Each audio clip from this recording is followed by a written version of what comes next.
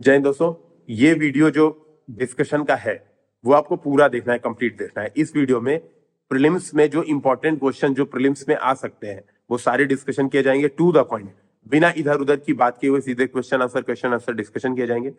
आपको कोशिश ये करनी है एटलीस्ट ऑडियो ईयरफोन लगा के ऑडियो जरूर सुन लेना है इन वीडियोस का, कोशिश ये होनी चाहिए। अगर आपके पास समय है तो आप इंपॉर्टेंट जो अंडरलाइन जो किया जा रहा है उसके आप नोट्स भी बना सकते हैं, क्योंकि वो एग्जाम में सीधे सीधे आने के चांसेस हैं और सबसे बड़े आपके आखिरी समय में रिवीजन के लिए बहुत ही महत्वपूर्ण होंगे। अगर आप खास तौर पे यूपीएससी हिंदी की प्रीलिम्स की टेस्ट सीरीज और प्री क्रैश कोर्स या इनमें से कोई एक ज्वाइन किए हैं तब तो ये वीडियोस जरूर देखिए, क्योंकि ये आपके लिए वहां पे कॉम्प्लीमेंट्री का काम करेगा और आपकी तैयारी में बहुत ज्यादा हेल्पफुल होगा। तो ये वीडियोस देखिए और पूरा देखिए, लाइक शेयर सब्सक्राइब करना बिल्कुल मत देखिएगा, वीडियो पूरा देखिएगा अंत तक। हेलो दोस्तों, यूपीएससी हिंदी के ऑनलाइन प्लेटफॉर्म में आप सभी का स्वागत है। हम यहाँ पर यूपीएससी हिंदी के द्वारा चलाई गई यूपीएससी की टेस्ट सीरीज के पेपर्स का डिस्कशन करेंगे। यहाँ पे हम थर्ड पेपर जो कि पॉलिटी से रिलेटेड है उसका सेकेंड पार्ट डिस्कस करने वाले हैं। तो चलिए स्टार्ट करते हैं अपना डिस्कशन। तो हमारा पहला क्वेश्चन जो कि अनुच्छेद 368 से रिलेटेड है, ये पार्ट 20 का आर्टिकल है। इसके अंतर्गत जो हमारा कॉन्स्टिट्यूशन का अमेंडमेंट होता है उससे रिलेटेड प्रोसीजर और क्या क्या चीजें इस अमेंडमेंट के अंतर्गत आती हैं, जिसके द्वारा हम कॉन्स्टिट्यूशन को अपने चेंज कर सकते हैं, तो वो देखेंगे। तो इससे रिलेटेड कुछ स्टेटमेंट दिए हैं जो हमें बताने हैं, इसमें से कौन से सही हैं। तो सबसे पहला स्टेटमेंट है, संविधान संशोधन विधेयक प्रस्तुत करने हेतु राष्ट्रपति की पूर्व अनुमति की आवश्यकता होती है। नेक्स्ट, ऐसे सभी विधेयकों को विशेष बहुमत से सदन में पारित किया जाता है। नेक्स्ट, ऐसे विधेयकों हेतु राष्ट्रपति द्वारा स्वीकृति देना अनिवार्य है। देखिए, ये जो पार्ट 20 है हमारा, जिसके अंतर्गत हम इंडिया का जो कॉन्स्टिट्यूशन है, हमारा संविधान है, उसको चेंज करते हैं, अमेंड करते हैं। तो इसके लिए जैसा पहला स्टेटमेंट बोल रहा है कि प्रायर परमिशन चाहिए होती है प्रेसिडेंट की। तो देखिए, प्रायर परमिशन जो है, पूर्व सहमति जो है, पूर्व अनुमति प्रेसिडेंट की सिर्फ 3 चीजों में चाहिए होती है।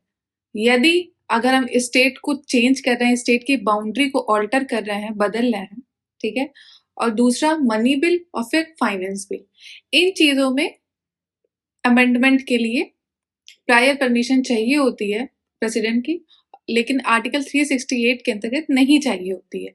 तो पहला स्टेटमेंट तो हमारा रॉन्ग हो जाएगा, और जैसे ही हमारा पहला स्टेटमेंट गलत होगा, हम देखेंगे हमें अपना आंसर मिल जाएगा 2 और 3। लेकिन हम बाकी दोनों स्टेटमेंट भी देख लेते हैं एक बार। ऐसे सभी विधेयकों को विशेष बहुमत से सदन में पारित किया जाता है। फिर नेक्स्ट, ऐसे विधेयकों हेतु राष्ट्रपति द्वारा स्वीकृति देना अनिवार्य है।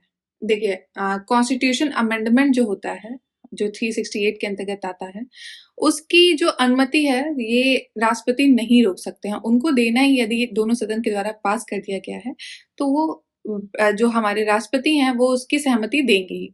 ठीक है, तीसरा स्टेटमेंट बिल्कुल सही है। और जो सेकेंड बोल रहा है कि इसको स्पेशल मेजोरिटी से दोनों हाउस में पास करना होता है, बिल्कुल सही है। स्पेशल मेजोरिटी होती क्या है, जितने भी लोग वहां पे उपस्थित हैं, ठीक है, मान लीजिए आज जब मीटिंग चल रही है जहां पे अब कोई बिल पास कराया जा रहा है लोकसभा में, मान लीजिए लोकसभा में 300 लोग हैं, तो 300 लोग हैं तो 50% उस वक्त कितने लोग बैठे हैं सदन में, 300 लोग, तो हमें 50% से ज्यादा लोगों की अनुमति चाहिए। तो 50% कितना हो गया, 150, और उसमें से ज्यादा एक 151 हो जाएगा, एक जैसे ही बढ़ेगा तो उसकी 50+1। और दूसरी चीज हमें ये ध्यान रखनी है कि टोटल मेंबरशिप कितनी है, वहां पे कितनी टोटल मेंबरशिप है उसका 2/3। तो स्पेशल मेजोरिटी का मतलब ये हो गया 50% +1 प्रेजेंट एंड वोटिंग उस वक्त जो उपस्थित है, और दूसरा हो गया 2/3 पूरी जो वो सदन है, वो मान लीजिए जो भी, चाहे वो लोकसभा हो चाहे राज्यसभा हो, टोटल जो मेंबर है उनके 2/3 लोग होना आवश्यक है। ठीक है, तो ये होती है स्पेशल मेजोरिटी। तो इसका आंसर हमारा हो जाएगा C, 2 and 3। तो चलिए अपने नेक्स्ट क्वेश्चन पे आते हैं, जो कि बात कर रहा है उद्देशिका कुछ 3 स्टेटमेंट है, हमें ये बताने हैं इसमें से कौन सही है। तो पहला स्टेटमेंट है, उद्देशिका में न्याय का विचार रूसी क्रांति से ग्रहण किया गया है। दूसरा, भारतीय संविधान की उद्देशिका राजनीतिक, आर्थिक और सामाजिक न्याय का प्रावधान करती है। तीसरा, निदेशक तत्वों के साथ मूल अधिकार न्याय का आदर्श है।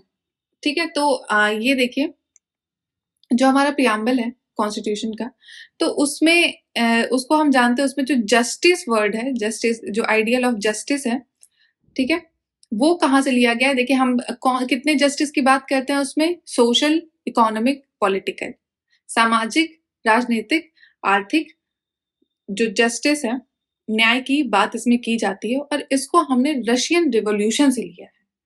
ठीक है, जो रशियन रिवॉल्यूशन हुआ था उससे उससे ये प्रेरित हुई है। ये 1917 का जो रशियन रिवॉल्यूशन था, उससे प्रेरणा लेके हम लोगों ने ये प्रियम्बल में, अपने प्रस्तावना में इन 3 तरह के जस्टिस को ऐड किया है। तो पहला स्टेटमेंट तो हमारा बिल्कुल सही है, और दूसरा स्टेटमेंट भी यहाँ पे सही है। फिर तीसरा स्टेटमेंट देखेंगे, जो कि बोल रहा है, निदेशक तत्वों के साथ मूल अधिकार न्याय का आदर्श प्रतिबिंब है। देखिए, अगर डीपीएसपी जो है और फंडामेंटल राइट दोनों को एक साथ लिया जाए, तो वो एक जस्टिस के, आइडियल जस्टिस की बात करता है, कि आदर्श, न्याय का आदर्श दिखाता है कि अगर यदि किसी भी देखिए, डीपीएसपी जो है, जब भी हमारे देश में कानून बनता है, तो डायरेक्टिव प्रिंसिपल, एक डायरेक्शन दिए गए हैं हमारी सरकार को कि इन चीजों का ध्यान रखा जाए। ठीक है, आप जानते हैं हमारे डीपीएसपी में गांधी जी के पॉइंट ऑफ व्यू से, जो गांधी जी की जो सोच थी, उससे रिलेटेड कुछ निदेशक तत्व हैं। फिर उसके बाद कुछ सामाजिक, सोशलिस्ट पॉइंट ऑफ व्यू से हैं। ठीक है, कुछ लिबरल इंटेलेक्चुअल। ठीक है, तो ये सारी चीजें जो हैं, पूरी तरह से अगर दोनों को एक साथ देखा जाए, तो एक आइडियल की बात करता है। ठीक है, एक आदर्श नीति की बात करता है। तो तीसरा जो स्टेटमेंट है, ये भी हमारा बिल्कुल सही है। तो इसका आंसर हमारा क्या हो जाएगा, 1, 2 एंड 3। ठीक है, तो चलिए अपने नेक्स्ट क्वेश्चन पे आते हैं, जो कि 28 है। तो ये किसकी बात कर रहा है, ये हाँ, संविधान सभा से रिलेटेड है। ठीक है, तो संविधान सभा के संदर्भ में कुछ स्टेटमेंट दिए हैं, हमें पता लगाना है इसमें से कौन सा सही है और कौन सा सही नहीं। तो पहला स्टेटमेंट बोल रहा है, संविधान सभा के सदस्य का चयन प्रांतीय विधानसभाओं के सदस्यों द्वारा अप्रत्यक्ष रूप से किया गया था। दूसरा, इसने देश के लिए सामान्य कानून बनाने वाले विधायी निकायों के रूप में कार्य किया। तीसरा, इसने भारत के राष्ट्रीय ध्वज और राष्ट्रगान का अंगीकरण किया। देखिए, हमारा जो ये संविधान सभा है, ये हम जानते हैं, संविधान सभा के जो मेंबर हैं, उनको इनडायरेक्टली इलेक्ट किया गया था, मतलब डायरेक्टली नहीं। जैसे डायरेक्टली क्या हो गया, जैसे हम आज के समय में जाते हैं, हमारा जब इलेक्शन होता है, आपका मान लीजिए स्टेट इलेक्शन है, जब सेंटर के इलेक्शन है, तो अब होता है, आप डायरेक्ट जाके आपने जिस पार्टी को वोट दिया, उस पार्टी का जो प्रतिनिधि है, उसको वोट जाता है, आप उसको डायरेक्टली एक तरह से इलेक्ट कर सकते हो।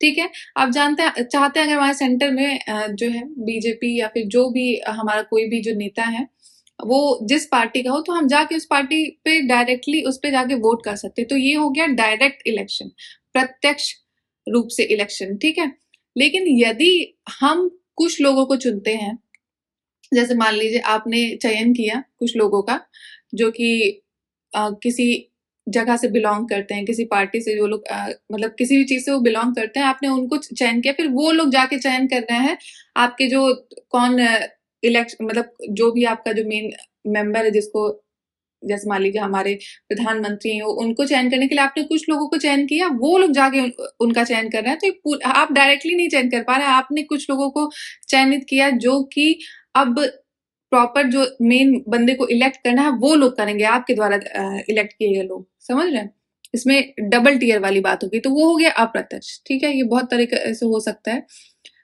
और प्रत्यक्ष क्या हो गया, आप डायरेक्टली इलेक्ट कर रहे हो, जैसे आप नॉर्मली करते हो आज के समय। तो हमारी जो कॉन्स्टिट्यूएंट असेंबली बनी थी, उसका भी सेम प्रोसीजर था। हमने डायरेक्ट नहीं इलेक्ट किया था, जो लोग भी वहां पे प्रेजेंट थे, कॉन्स्टिट्यूएंट असेंबली के जो मेंबर थे, उनको इनडायरेक्टली इलेक्ट किया गया। तो इनडायरेक्टली किसके द्वारा, पहले लोगों ने, जो ये प्रोविंशियल लेजिस्लेटिव असेंबली थी, प्रांतीय विधानसभा, उनको चयनित किया, फिर उन लोगों ने कॉन्स्टिट्यूएंट असेंबली के मेंबर को चयनित किया। तो एक ये तरीका था। ठीक है, तो ये स्टेटमेंट हमारा जो है ये सही है। फिर उसके बाद नेक्स्ट स्टेटमेंट बोल रहा है, इसने देश के लिए सामान्य कानून बनाने वाले विधायी निकायों के रूप में कार्य किया। बिल्कुल सही। देखिए, जो हमारी कॉन्स्टिट्यूएंट असेंबली यानी कि संविधान सभा जो थी, ये दो तरह से काम करती थी। पहला तो इसका मेन काम था जिसके लिए इसको बनाया गया था, वो था कि हमारे इंडिया का कॉन्स्टिट्यूशन कैसा होगा, हमारे स्वतंत्र इंडिया का संविधान कैसा होगा, उसके लिए इसको बनाया गया था। और जब ये संविधान बनाने का काम करते थे तो इसको हेड किया जाता था राजेंद्र प्रसाद जी के द्वारा, राजेंद्र प्रसाद जी के द्वारा। ठीक है। यदि दूसरा भी काम, देखिए हमारा नया नया देश आजाद हुआ था, हमें कुछ कानून की जरूरत थी हमारे देशों में, तो यही कॉन्स्टिट्यूएंट असेंबली को, जैसे हमारा पार्लियामेंट आज का काम करता है कानून बनाने का, तो उसी तरह से इसको भी सेम जो ये इसको रिस्पॉन्सिबिलिटी दी गई थी कानून बनाने की, तो एक लेजिस्लेटिव बॉडी की तरह भी ये काम कर रही थी। तो जब इसके लेजिस्लेटिव बॉडी की तरह काम कर रही थी तो इसको हेड किया जाता था जीवी मावलंकर जी के द्वारा। ठीक है। तो ये हमें ध्यान रखना है, बहुत ही इंपॉर्टेंट चीज है कि इसको जब लेजिस्लेटिव बॉडी की तरह काम करती तब जीवी मावलंकर जी इसको हेड करते थे, और जब भी ये कॉन्स्टिट्यूएंट असेंबली की तरह काम करती थी तो इसको राजेंद्र प्रसाद जी हेड करते थे। ठीक है। तो इसका आंसर ये जो बोल रहा है कि इसने देश के सामान्य कानून बनाने वाले विधायी निकाय के रूप में कार्य किया, तो ये भी स्टेटमेंट सही है। फिर नेक्स्ट स्टेटमेंट, इसने भारत के राष्ट्रीय ध्वज और राष्ट्रगान को अंगीकार किया। ये भी सही है बिल्कुल, कि हमारे जो नेशनल फ्लैग था और जो हमारा नेशनल एंथम था, आप जानते हैं नेशनल फ्लैग को कब, 22 जुलाई 1947 को। ठीक है। और नेशनल एंथम को 24 जनवरी 1950, हमारे गणतंत्र दिवस के 2 दिन पहले जो ये नेशनल एंथम था, इसको जो है अडॉप्ट किया था किसने, कॉन्स्टिट्यूएंट असेंबली ने। ठीक है। तो इसका आंसर 1, 2 एंड 3 हो जाएगा। तीनों स्टेटमेंट इसके बिल्कुल सही है। चलिए अपने नेक्स्ट क्वेश्चन पे आते हैं, जो कि बेस्ड है आर्टिकल 16 पे। ठीक है। इसमें पूछ रहा है, कुछ स्टेटमेंट दिए हैं, ये पूछ रहा है कि इनमें से कौन सा स्टेटमेंट जो है उल्लंघन करते हैं आर्टिकल 16 का, जो हमारे इंडियन कॉन्स्टिट्यूशन में दिया है। तो आर्टिकल 16 किससे रिलेटेड है? आप जानते हैं ये एक फंडामेंटल राइट है जो कि पब्लिक एम्प्लॉयमेंट से रिलेटेड है। ठीक है। पब्लिक एम्प्लॉयमेंट में जो हमारी क्या कहते हैं, पब्लिक एम्प्लॉयमेंट जो लोक नियोजन के मामलों में कानून के तहत समान व्यवहार की गारंटी प्रदान करता है, आर्टिकल 16 का ये काम है। ठीक है। राज्यों को जैसे जो भी राज्य जो है किसी भी तरह का अगर एम्प्लॉयमेंट निकालते हैं, उसमें कभी भी किसी भी रिलीजन के बेस में किसी race, caste, sex, origin and place of birth के नाम पर कभी भी डिस्क्रिमिनेशन नहीं हो सकता है। ठीक है। ये बात है, ये आर्टिकल 16 के सेकेंड पार्ट की बात हो रही है कि हम जब भी कोई भी पब्लिक एम्प्लॉयमेंट वाली चीजें आएंगी, जो गवर्नमेंट वैकेंसीज निकालेगी, उसमें कोई भी जो है किसी भी तरह का भेदभाव नहीं हो सकता है लोगों के बीच में। अब आप कहेंगे कि ये रिजर्वेशन क्या चीज है, ये देखिए, ये सब चीजें जो है, ये एक जितना भी ये फंडामेंटल राइट हम लोग को मिले हैं, ऐसा नहीं है कि उसमें कोई ना कोई रिस्ट्रिक्शन दी हुई है, वो एब्सोल्यूट नहीं है। ठीक है। ऐसा नहीं है कि आपको फ्रीडम टू मिल गया, अगर जैसे 19 आप जानते freedom to speech and expression, तो आप जाके कहीं भी किसी को, आप मान लीजिए, ऐसा नहीं है कि आप किसी कोर्ट में हैं, ठीक है, आप पार्लियामेंट में किसी को भी कुछ आपने बोल दिया, आपका बोलना एक हद तक सही है जब तक वो किसी और का फंडामेंटल राइट नहीं कर्ब कर रहा है। मान लीजिए आपका जो फंडामेंटल राइट है बोलने का, अपने बोलने की वजह से आप किसी को डिफेम कर रहे हो, तो एक तरह से ये उसका जो राइट है, right to life and liberty, उसको आप कर्टेल कर रहे हो ना। तो ऐसा नहीं है कि ये पूरी तरह से एब्सोल्यूट नहीं है, सब पे रिस्ट्रिक्शन है कुछ ना कुछ। ठीक है। और उन रिस्ट्रिक्शन का हमें ध्यान रखना है जब भी हम अपना फंडामेंटल राइट को प्रैक्टिस कर रहे होंगे। ठीक है। तो ये बात हो गई फंडामेंटल राइट की, और मैंने आपको बता दिया कि जो आर्टिकल 16 है ये पब्लिक एम्प्लॉयमेंट से रिलेटेड है, और इसमें गारंटी दी जाती है कि इक्वल ट्रीटमेंट होगा जो लोग भी पब्लिक एम्प्लॉयमेंट के लिए अप्लाई करेंगे, उन पे किसी भी तरह का डिस्क्रिमिनेशन नहीं किया जा सकता है। ठीक। तो जो ये पहला स्टेटमेंट बोला है, संसदीय कानून एक राज्य के भीतर निवास के रोजगार की आवश्यकता के रूप में निर्धारित करता है, तो देखिए ये वायलेटिव नहीं है। ठीक है, ये जो पार्लियामेंट्री लॉ है ये किसी भी लोग को रहने का अधिकार या कुछ भी दे सकता है। आप देखते होंगे कि जैसे आर्मी ऑफिशियल्स हैं या फिर रेलवे ऑफिशियल्स हैं, उनको रहने की जगह जो है दी जाती है स्टेट के द्वारा।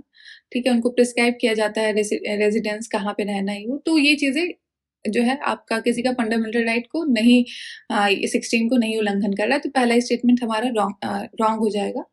ठीक है, इसमें ये ध्यान रखना है इनमें से कौन सा उल्लंघन कर रहा है। तो पहला उल्लंघन नहीं कर रहा है, तो पहला हट जाएगा। फिर उसके बाद राज्य भाषा के ज्ञान की कसौटी के रूप में निर्धारित करता है। तो देखिए अगर बोला गया कि कोई ऐसी पोस्ट है जिसमें कोई पर्टिकुलर हम लोगों को लैंग्वेज की जरूरत है, ठीक है, तो ये भी कर सकता है। तो ये भी किसी तरह का उल्लंघन नहीं हो रहा है इसमें। ठीक है, फिर उसके बाद विधि निर्धारित करती है कि धार्मिक संस्था के संबंध में पदधारी उसी धर्म के अनुसार या संबंधित व्यक्ति हो। बिल्कुल सही है, ऐसा भी प्रावधान किया जा सकता है कि मान लीजिए कोई ऐसी पोस्ट आ गई है जिसमें एक पर्टिकुलर रिलीजन का कोई आदमी चाहिए या पर्टिकुलर रिलीजन से रिलेटेड हो, उससे बिलोंग करता हो, तो ये भी कर सकती है सरकार। ऐसा नहीं है कि इसके द्वारा हम आर्टिकल 16 का उल्लंघन कर रहे हैं। तो इसमें से कोई भी ऐसा स्टेटमेंट नहीं है जो कि उल्लंघन कर रहा है आर्टिकल 16 का। तो हमारा आंसर इसका क्या हो जाएगा? डी, उपयुक्त में से कोई नहीं। ठीक है, तो फिर चलिए अपने नेक्स्ट क्वेश्चन पे आते हैं जो हमारा 30th क्वेश्चन है, जो कि बात कर रहा है पार्ट 3 के, इंडियन कॉन्स्टिट्यूशन का जो पार्ट 3 है उसमें से कौन सा जो फ्रीडम, राइट टू फ्रीडम है, ठीक है, उसका उल्लंघन कर रहा है, वायलेट कर रहा है या नहीं। तो इसको हमें देखना है। तो सबसे पहला स्टेटमेंट है, जैसे बोल रहा है कि यदि कोई यौन कर्मी है तो उसके संचार को प्रतिबंध करना, रेगुलेशन ऑफ एंट्री।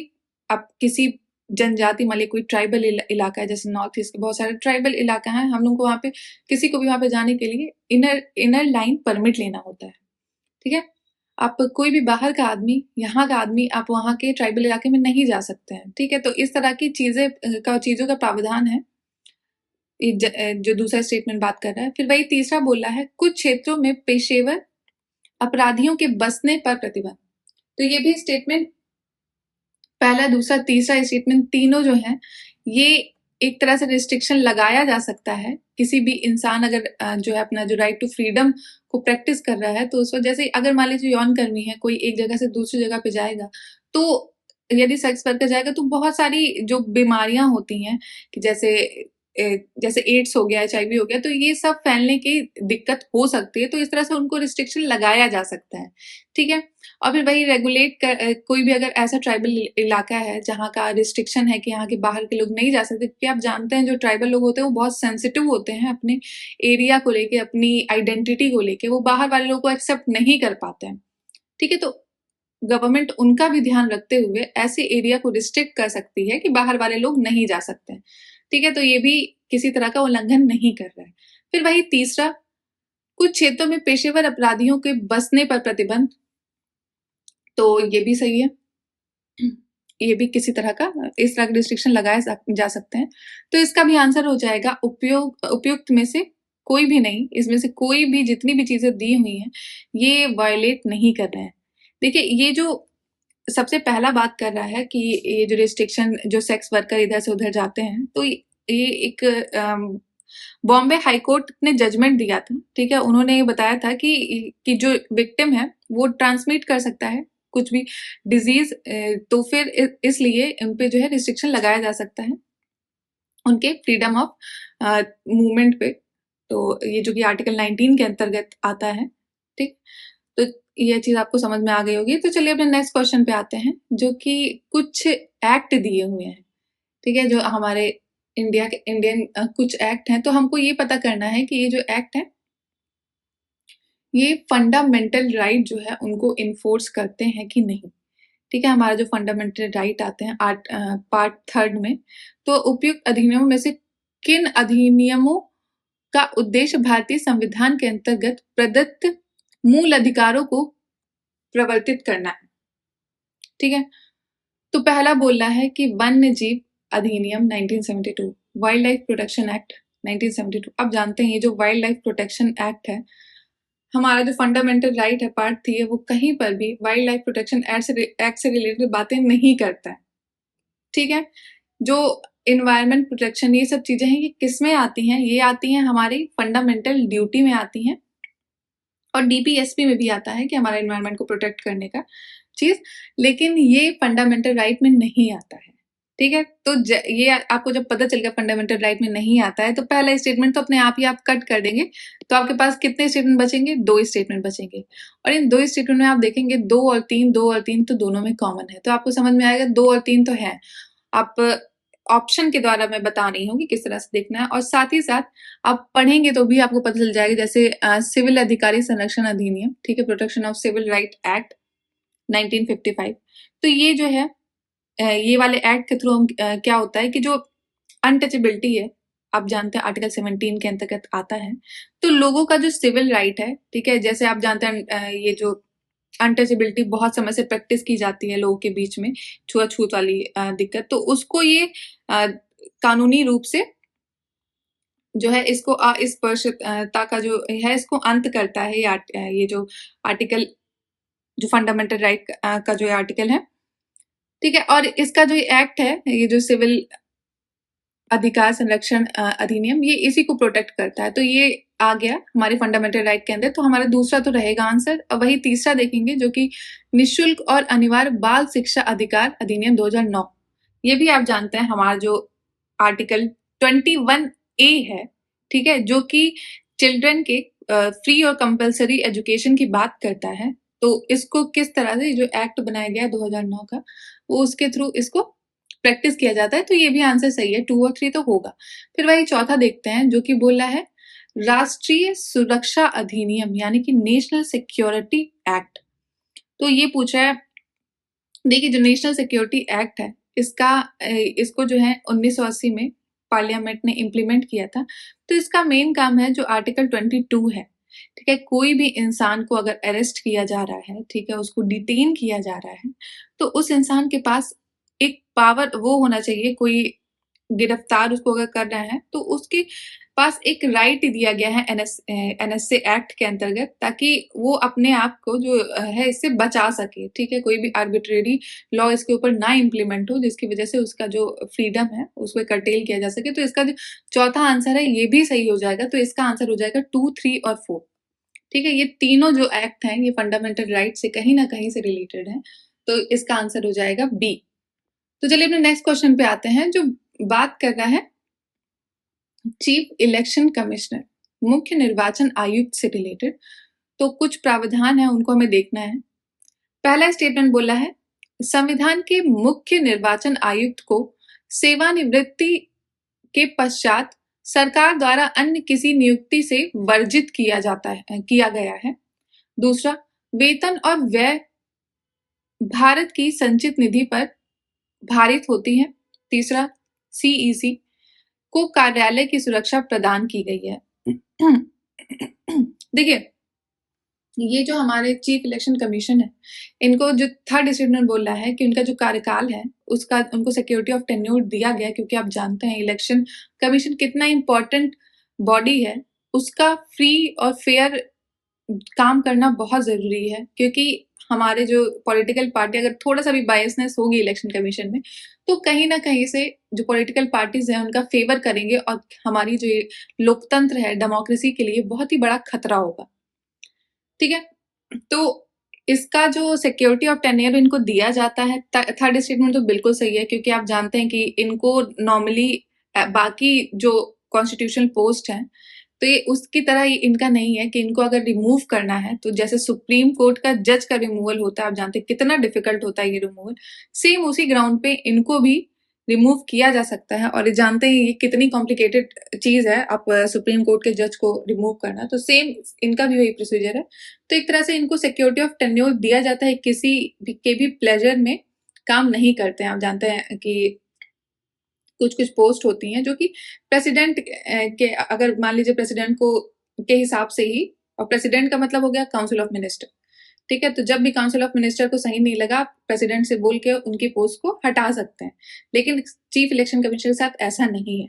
उनको हटाने के लिए आपको प्रॉपर पार्लियामेंट में प्रोसीजर लाना पड़ेगा। ठीक है, उनको रिमूव करने का, फिर उसको पास कराना पड़ेगा। तो ये काफी बड़ी प्रोसेस है, तो एक तरह से इनको सुरक्षा प्रदान की गई है कार्यकाल में।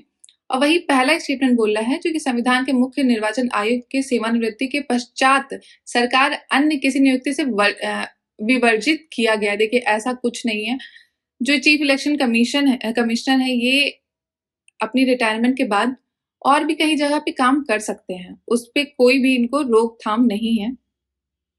ठीक है, ये कहीं पर भी काम कर सकते हैं अपने रिटायरमेंट के बाद, और भी किसी के मतलब स्टेट के अंदर कोई भी अगर पोस्ट है अगर इनको दी जाती है इसको एक्सेप्ट कर सकते हैं। कॉन्स्टिट्यूशन में ऐसा कोई भी प्रोविजन नहीं है, ये चीज हमें ध्यान रखना है, कॉन्स्टिट्यूशन की बात हो रही है। ठीक है, फिर नेक्स्ट बोल रहा है जो सैलरी है इनकी, सैलरी और एक्सपेंसेस हैं वो कंसोलिडेटेड फंड ऑफ इंडिया के थ्रू जो है ये चार्ज होते हैं उस पे। तो ये भी स्टेटमेंट जो है ये रॉन्ग है। ठीक है, ये जो एक्सपेंडिचर होता है ये जो इलेक्शन कमीशन का, ये कंसोलिडेटेड फंड ऑफ इंडिया से नहीं होता है। ठीक है, ये बल्कि इनका जो सैलरी और ये सब चीजें हैं ये पार्लियामेंट इस पे वोट कर सकती है। बल्कि आपको पता होगा कि ये जो कैग है और ये जो सुप्रीम कोर्ट है इनका जो है सेम यही तरीका होता है इनका भी। देखिए जो भी बॉडी जिसको एक स्ट्रॉन्ग बॉडी जो भी कॉन्स्टिट्यूशनल बॉडी है जैसे कि कैग हो गई, इलेक्शन कमिश्नर हो गई, ठीक है, तो ये सब बॉडीज हैं इनका बहुत ही ज्यादा जरूरी है कि इनको जो है इनकी फ्रीली ये लोग काम कर सके। ठीक है, ये किसी के भी डर में किसी के भी दबाव में, डर और दबाव किसका, पॉलिटिकल पार्टीज का, ठीक है, उनके दबाव में काम ना करे। ठीक है, तो इसके लिए क्या करना होता है, मेन हमेशा आप देखें जैसे जो इम्पोर्टेंट बॉडी, जैसे मैं अभी बात कर रही हूँ इलेक्शन कमीशन की और कैट की बात कर रही हूँ, तो इन सब बॉडीज के लिए बहुत ज्यादा इंपॉर्टेंट है कि फ्री होके काम करें। तो उसके लिए इनका ये चीज हमेशा ध्यान रखना होगा कि इनका जो इनको सिक्योरिटी ऑफ टेन्योर मिली। ठीक है, और दूसरी एक चीज ध्यान रखना होगी जो इनका जो एक्सपेंडिचर है, जो सैलरी है, जो एक्सपेंसेस हैं, वो कंसोलिडेटेड फंड ऑफ इंडिया जो है उस पर चार्ज ना हो। ठीक है, तो ये चीज हमें ध्यान रखनी है। तो इसका जो आंसर हो जाएगा सी होगा, क्योंकि हमारा देख रहे हैं पहला स्टेटमेंट और दूसरा स्टेटमेंट गलत हो जा रहा है, तो इसका आंसर सी हो जाएगा। तो चलिए अपने नेक्स्ट क्वेश्चन पे आते हैं, जो कि बात कर रहा है फेडरेशन। निम्नलिखित में से किसे परिसंघ का उद्देश्य माना जाता है। ठीक है, फेडरेशन आप जानते हैं हमारा जैसे इंडिया है, बहुत सारी स्टेट्स मिलके एक साथ बनी है, तो वो एक फेडरेशन है, संघवाद।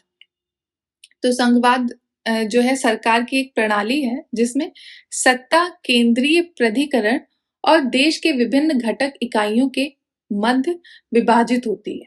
ठीक है, तो फेडरेशन हम समझ गए क्या होता है। तो फिर उसके बाद ये बोला है कि देश, पहला स्टेटमेंट, देश की एकता की सुरक्षा करना और उसे बढ़ावा देना। ठीक है, ये बिल्कुल सही है। और दूसरा, क्षेत्रीय विविधता को समायोजित करना।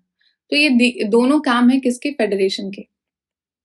ठीक है, ये स्टेटमेंट बिल्कुल सही है कि जो भी ये फेडरेशन होता है उसका मेन काम होता है कि यूनिटी बनाए रखी जाए कंट्री में, क्योंकि आप जानते हैं अलग अलग स्टेट है, हर स्टेट की अलग अलग रिक्वायरमेंट है।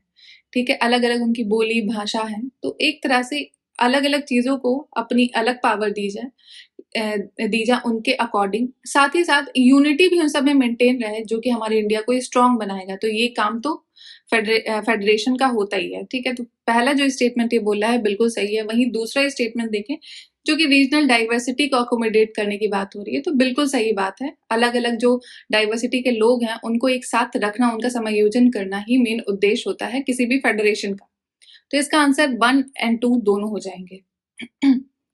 तो चलिए अपने नेक्स्ट क्वेश्चन पे आते हैं, जो कि बात कर रहा है आर्टिकल 21 से, संविधान के अनुच्छेद 21 के व्यापक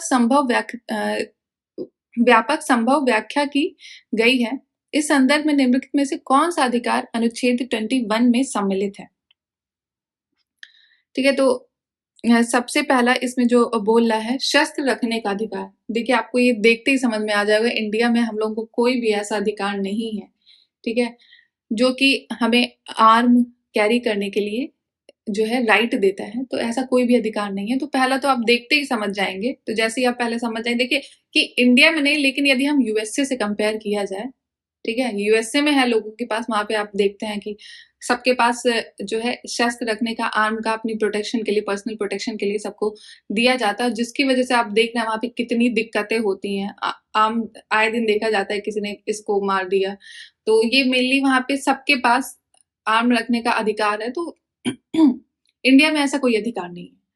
ये चीज आपको ध्यान रखनी है। तो पहला जो है एकदम देखते ही खत्म हो जाएगा। तो हमारे पास सिर्फ और सिर्फ 2 स्टेटमेंट बचेंगे। तो इसमें देखना है दूसरा जो बोल रहा है, प्रदूषण मुक्त जल और वायु का अधिकार। ये आप बिल्कुल सही है कि पोल्यूशन फ्री वाटर जो है ये मेनली बेसिक नेसेसिटी है इंसान की, तो उसका अधिकार है सबके पास। देखिए ये जो आर्टिकल 21 है जो कि right to life and liberty की बात करता है, ठीक है, ये बहुत बड़ा आर्टिकल है। इसको समय समय पे बहुत सारे केसेस में, बहुत सारे जजमेंट में इसको इलेबोरेट किया है सुप्रीम कोर्ट ने कि इसमें कौन कौन से अधिकार आते हैं। तो मैं बस कुछ जो इंपॉर्टेंट अधिकार हैं वो आप ध्यान रखिएगा जो मैं बताती हूँ। जैसे आपका फेमस के पुट्टास्वामी जजमेंट है, आप जानते होंगे, राइट टू प्राइवेसी, वो इसके अंतर्गत आता है। फिर उसके बाद राइट टू ट्रेवल अब्रॉड। देखिए ये बहुत इंपॉर्टेंट चीज है। ट्रेवल अब्रॉड का मतलब हो गया इंडिया से बाहर। इंडिया से बाहर अगर जाना है तो आर्टिकल 21 के अंतर्गत हमको ये अधिकार है। वही इंडिया के अंदर घूमना, आप जानते होंगे कि आर्टिकल जो 19 आता है वो बात करता है कि इंडिया में टेरिटरी में, किसी भी टेरिटरी से दूसरी टेरिटरी में फ्रीली मूवमेंट, वो आर्टिकल 19 के अंतर्गत आता है। यदि हम अपने जो कंट्री है, इंडिया है, उसी के अंतर्गत अगर घूम रहे हैं तो वो आगे आर्टिकल 19 के अंतर्गत। वही अगर हम इंडिया से जा रहे हैं यूएस से, तो हमें 21 के अंतर्गत प्रदान है। ठीक है, तो पहला मैंने बताया राइट टू प्राइवेसी, फिर ट्रेवल अब्रॉड, फिर राइट टू शेल्टर, कहीं पर भी शरण लेना, फिर उसके बाद राइट अगेंस्ट सॉलिटरी कन्फाइनमेंट, ठीक है, कि आपको कहीं पे एकांत कारावास के विरुद्ध अधिकार, ये भी सही है। फिर उसके बाद दूसरा बोला है सोशल जस्टिस का और इकोनॉमिक एम्पावरमेंट का। राइट अगेंस्ट हैंड कफिंग, ठीक है, हथकड़ी लगाने के विरुद्ध अधिकार। फिर उसके बाद right against death in custody, जो आप लोगों का आप सुनते होंगे कि कस्टोडियल डेथ होती है, तो उसके जो विरुद्ध अधिकार है ये इसी में मिलता है।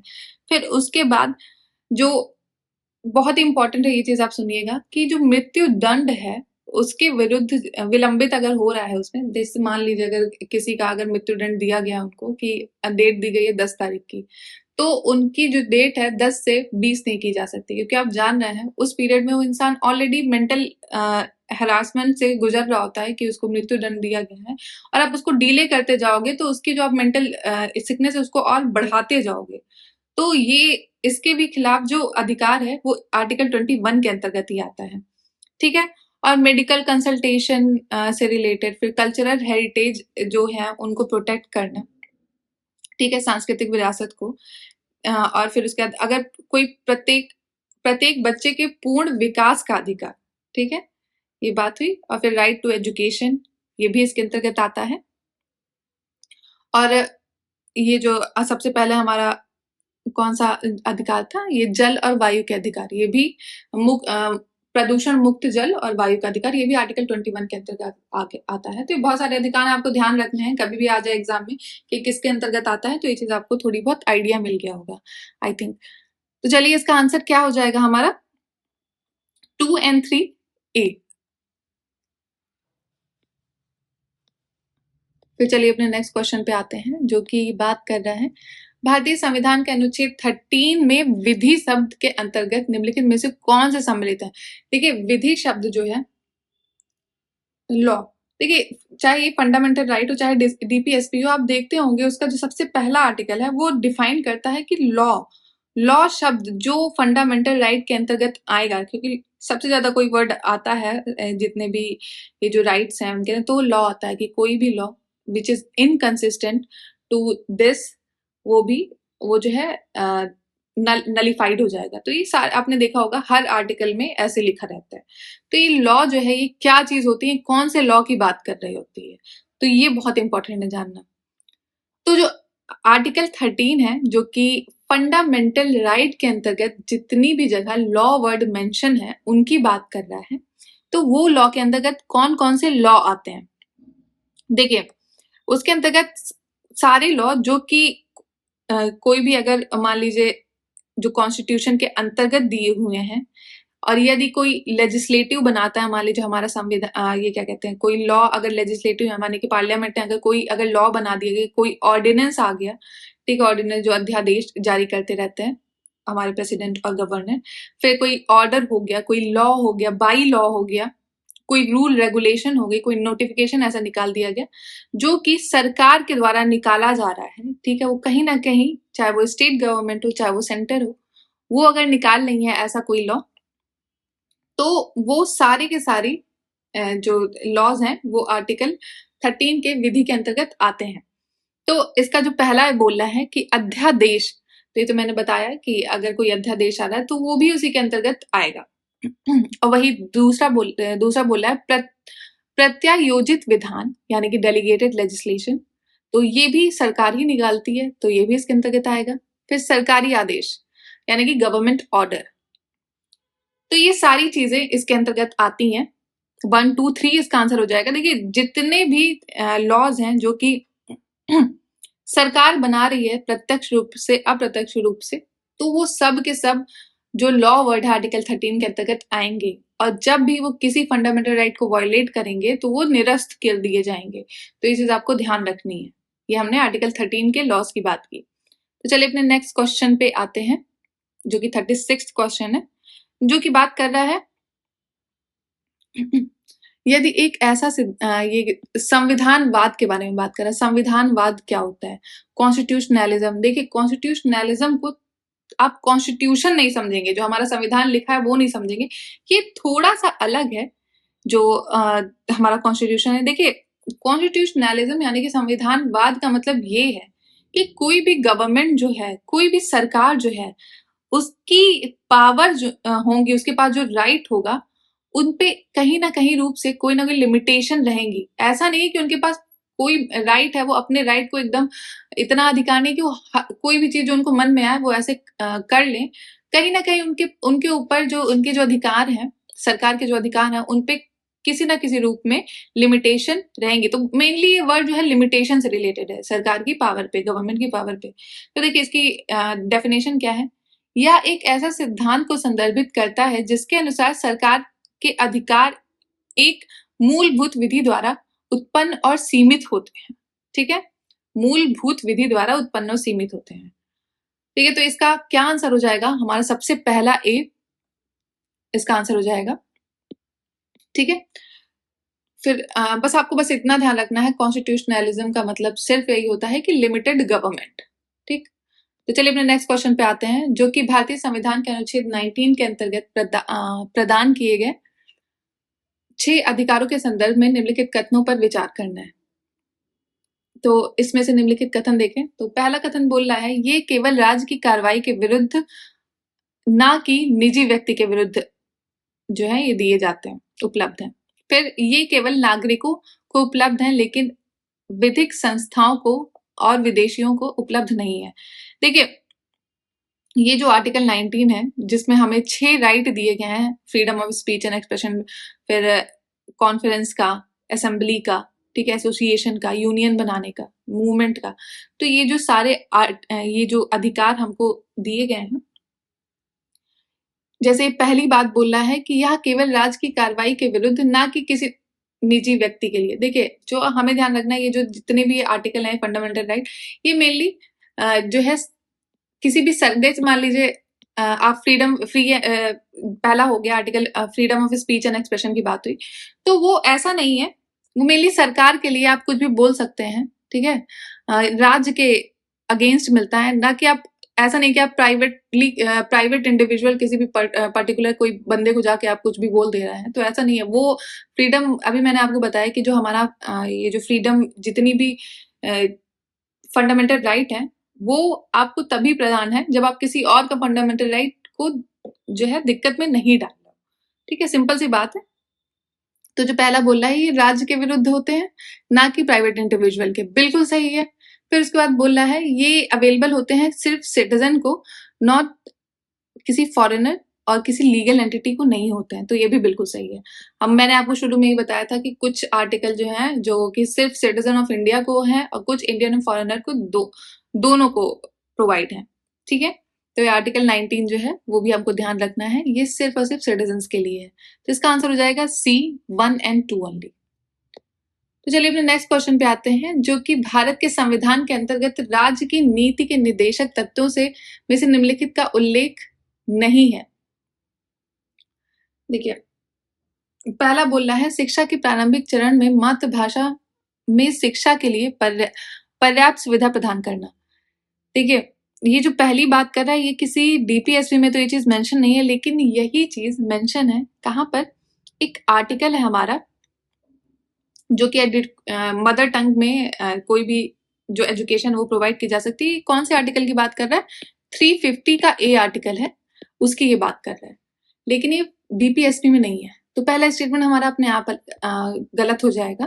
तो जैसे ही हमारा पहला गलत हो जाएगा, हमें आंसर मिल जाएगा बी 2 and 3।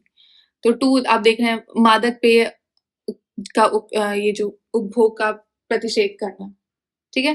तो ये आर्टिकल 47 डीपीएसपी के अंतर्गत आता है। और वही दूसरा देखा जाए जो कि कोऑपरेटिव को बनाने से रिलेटेड सहकारी समितियों की बात कर रही है, ये किसके अंतर्गत आता है? ये आता है 43 के बी के अंतर्गत, ठीक है।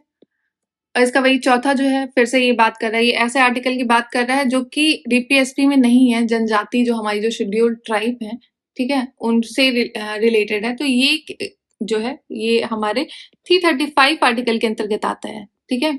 संघ की सेवाओं में नियुक्तियां करने में अनुसूचित जनजातियों के दावों का ध्यान में रखना। तो ये आर्टिकल 335 के अंतर्गत आता है, ना कि डीपीएसपी के अंतर्गत। तो इसका आंसर हमारा बी हो जाएगा 2 and 3। तो चलिए अपने नेक्स्ट क्वेश्चन पे आते हैं, जो कि भारतीय संविधान के भाग 3 की बात कर रहा है, ठीक है। भारतीय संविधान के भाग 3 निम्नलिखित में से कथनों में से कौन सा सही है?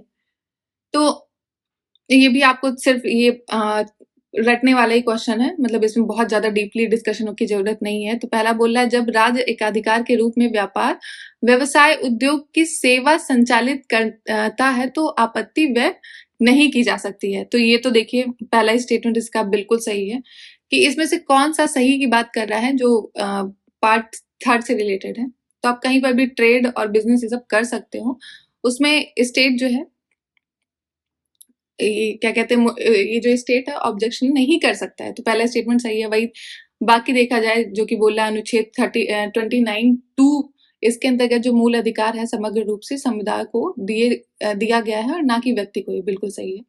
सॉरी, ये गलत है, बल्कि ऐसा नहीं है, ये सही नहीं है, गलत है। ये जो मूल अधिकार है ये एक community as a whole, not an individual, बल्कि एक इंडिविजुअल के लिए, ना कि कम्युनिटी एज अ होल, जो 29 का 2 की बात कर रहा है, ठीक है।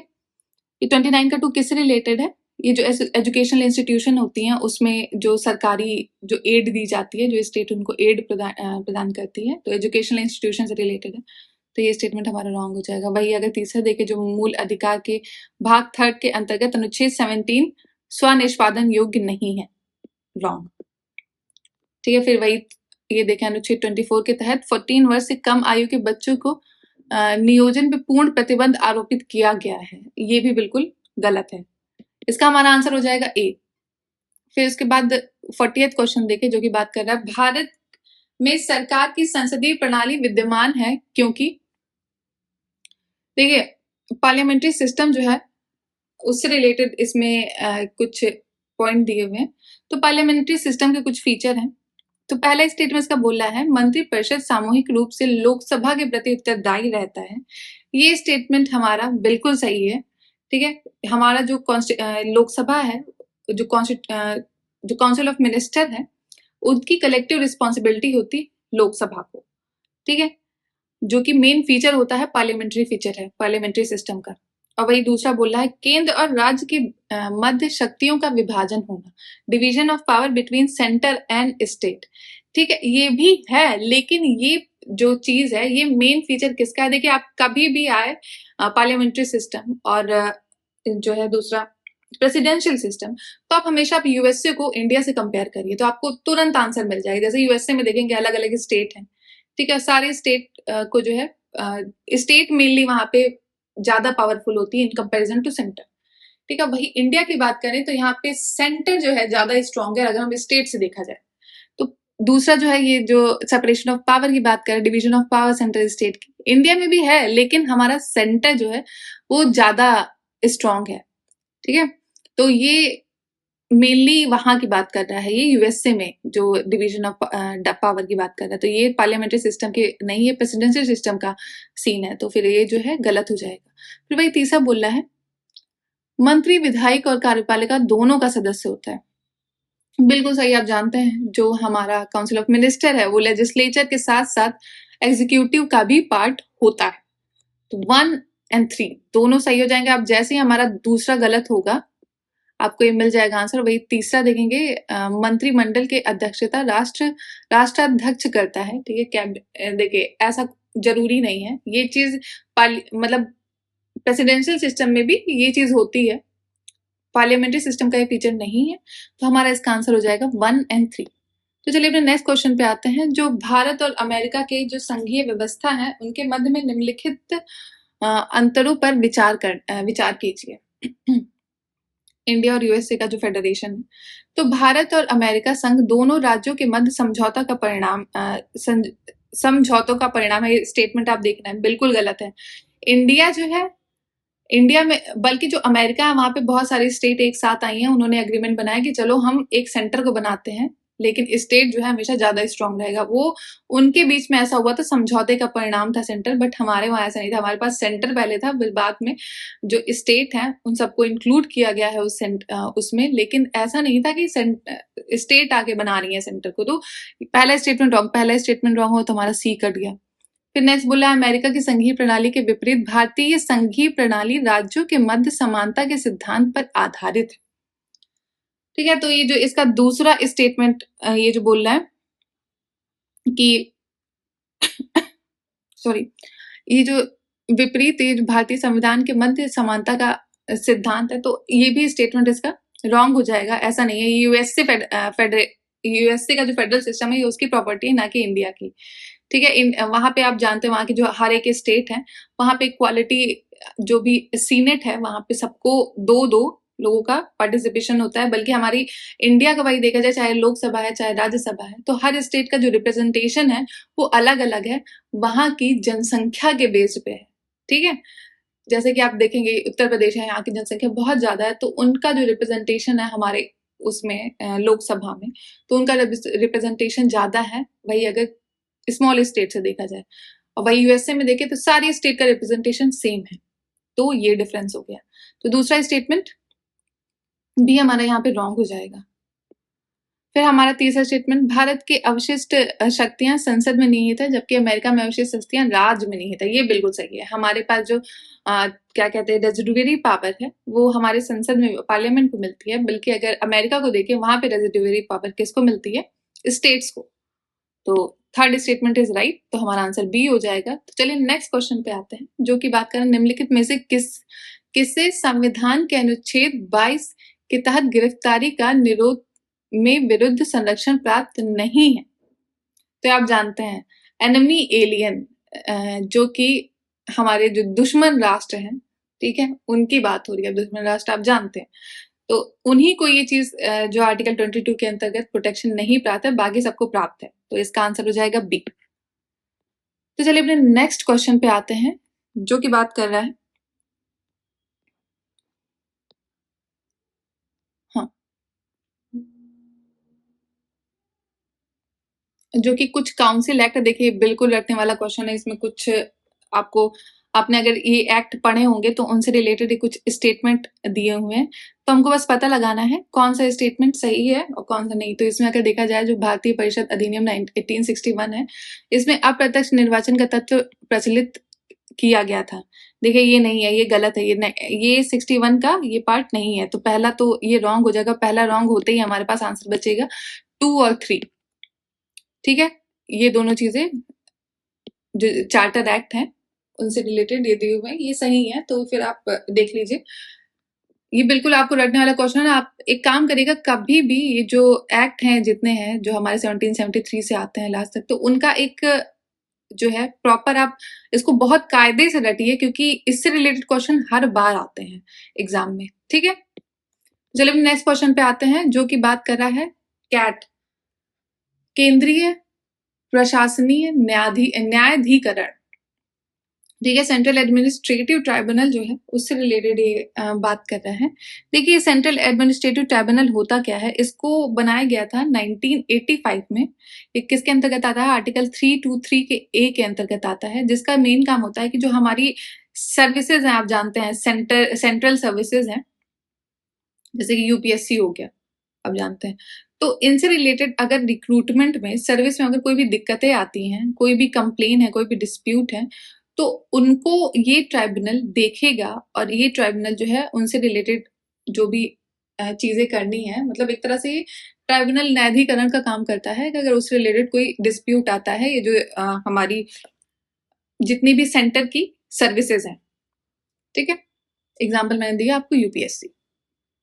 तो पहला ये जो स्टेटमेंट बोल रहा है, प्रधानमंत्री लाल बहादुर शास्त्री के कार्यकाल के दौरान कैट की स्थापना की गई थी। तो पहला स्टेटमेंट रॉन्ग है, मैंने आपको बताया ये 1985 में किया गया था। उस वक्त कौन थे, हमारे राजीव गांधी जी उस वक्त प्रेसिडेंट थे, तो उनके टाइम पे नहीं किया गया है, लाल बहादुर शास्त्री के टाइम पे नहीं किया गया, तो पहला स्टेटमेंट हमारा रॉन्ग है। फिर वही दूसरा बोल रहा है कि कैट के सदस्यों को न्यायिक और प्रशासनिक दोनों क्षेत्रों में चुना जा सकता है, तो ये स्टेटमेंट बिल्कुल सही है, इसका आंसर हो जाएगा बी। तो चलिए अपने नेक्स्ट क्वेश्चन पे आते हैं, जो कि बात कर रहा है संघ लोक सेवा आयोग यूपीएससी के किसी सदस्य को पदच्युत करने के संदर्भ में निम्नलिखित कथनों पर विचार कीजिए। ठीक है, अगर किसी भी जो यूपीएससी का जो मेंबर है उसको अगर रिमूवल करना है, तो उसका रिमूवल का क्या प्रोसीजर है। तो पहला बोला है राष्ट्रपति संघ लोक सेवा आयोग के अध्यक्ष या किसी अन्य सदस्य के को पद से हटा सकते हैं।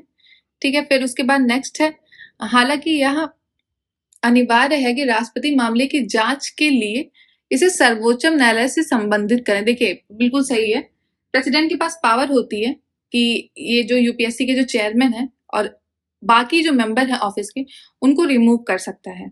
तो पहला स्टेटमेंट इसका सही है, ये पावर प्रेसिडेंट के पास निहित होती है। और लेकिन इसमें एक ऐसा भी प्रावधान है, ऐसा नहीं है कि प्रेसिडेंट ने अपनी मनमर्जी से कर दिया। आप करने से पहले आपको ये ध्यान रखना है कि जो मैटर है उनके रिमूवल का, ये सुप्रीम कोर्ट्स में एक बार इंक्वायरी जरूर होनी चाहिए, उसके बाद ही इनको जो है रिमूव कर सकते हैं। और यदि ये जो यूपीएससी के चेयरमैन और जो मेंबर है इनको रिमूव करना है, तो किन कंडीशन में इनको रिमूव कर सकते हैं। कंडीशन क्या क्या है, पहली तो है कि वो जो बंदा है, मतलब ये जो मेंबर है, वो उनको इंसॉल्वेंट घोषित कर दिए जाएं। ठीक है, फिर उसके बाद उनका जो टर्म ऑफ ऑफिस है ऐसा हो कि मतलब ऑफिस ऑफ प्रॉफिट में वो लगे हुए हैं कि अपनी ऑफिस के साथ साथ कहीं और से वो फायदा निकाल रहे हो, तो वो भी एक रीजन है इनको निकालने का। ठीक है, पहला दिवालिया घोषित हो जाने पे, फिर उसके बाद अपनी अगर उनकी पदावधि के दौरान अपने पद से कर्तव्य के बाहर किसी से वेतन नियोजन में लगे हों, तो ये करप्शन नॉर्मली बात कर रहा है। और दूसरा, अगर राष्ट्रपति ऐसा समझता है कि उसकी मानसिक और शारीरिक जो क्षमता है वो योग्य नहीं है उनके काम करने के लिए, तो फिर उनको जो है रिमूव किया जा सकता है। ये कुछ कंडीशन है जिसपे इनको रिमूवल किया जा सकता है। तो पहला दूसरा स्टेटमेंट इसका दोनों सही है, तो इसका आंसर हो जाएगा सी। तो चलिए अपने नेक्स्ट क्वेश्चन पे आते हैं, जो कि बात कर रहा है राष्ट्रीय मानवाधिकार आयोग के विषय में निम्नलिखित में से कौन से कथन सही है। तो ये नेशनल ह्यूमन राइट कमीशन की बात कर रहा है। तो पहला स्टेटमेंट बोला है आयोग के अध्यक्ष और 2 पूर्णकालिक सदस्य होते हैं। ठीक है, फिर नेक्स्ट बोल रहा है कि अध्यक्ष और सदस्यों की नियुक्ति प्रधानमंत्री द्वारा की जाती है।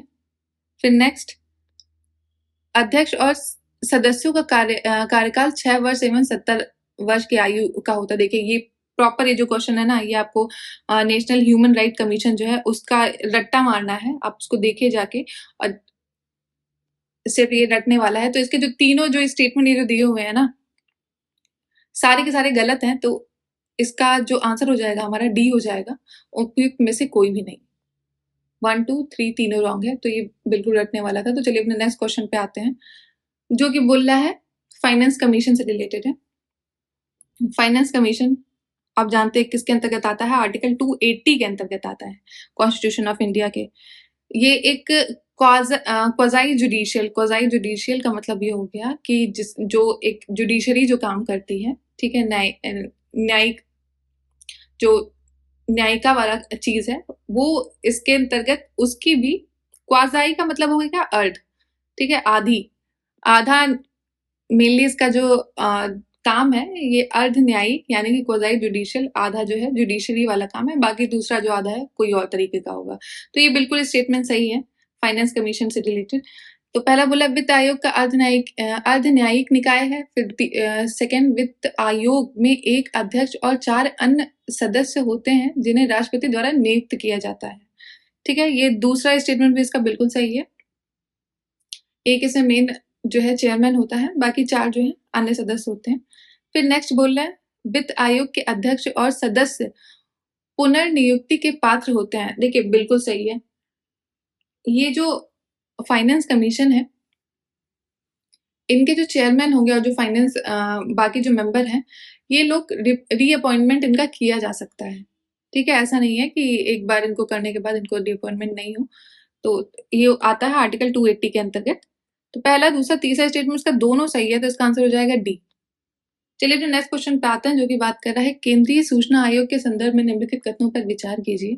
सेंट्रल इंफॉर्मेशन कमीशन CIC की बात कर रहा है। तो पहला बोला यह संवैधानिक निकाय, कॉन्स्टिट्यूशनल बॉडी। ये कॉन्स्टिट्यूशनल बॉडी नहीं है। आप जानते हैं जो हमारा 2005 का एक्ट है, राइट टू इंफॉर्मेशन एक्ट, उसके अंतर्गत इस बॉडी को बनाया गया था। सेंट्रल गवर्नमेंट ने 2005 में बनाया था इसको, ठीक है, एक ऑफिशियल गैजेट के थ्रू, नोटिफिकेशन के थ्रू, और ये कॉन्स्टिट्यूशन बॉडी नहीं। तो पहला स्टेटमेंट तो हमारा रॉन्ग हो जाएगा। और दूसरा बोला है इस आयोग में एक मुख्य सूचना आयुक्त और अधिकतम 6 सूचना आयुक्त होते हैं। तो ये भी रॉन्ग है। देखिए जो कमीशन होता है इसमें CIC होता है मेन, जो इसका चेयरमैन है। फिर उसके बाद 10 मेंबर का प्रावधान है कि 10 इंफॉर्मेशन कमिश्नर होंगे, ठीक है, उसको असिस्ट करने के लिए। तो दूसरा स्टेटमेंट भी हमारा रॉन्ग हो जाएगा। तो इसका आंसर हो जाएगा इनमें से कोई भी नहीं, नीदर वन नॉर टू। चलिए अपने नेक्स्ट क्वेश्चन पे आते हैं जो कि बात कर रहा है भारत के समीक्षित कोष संविधान के अनुच्छेद 266 के तहत गठित किया गया है। Consolidated fund of India. तो कंसोलिडेटेड फंड ऑफ इंडिया के अंतर्गत इसमें से कौन से स्टेटमेंट सही है हमें बताना है।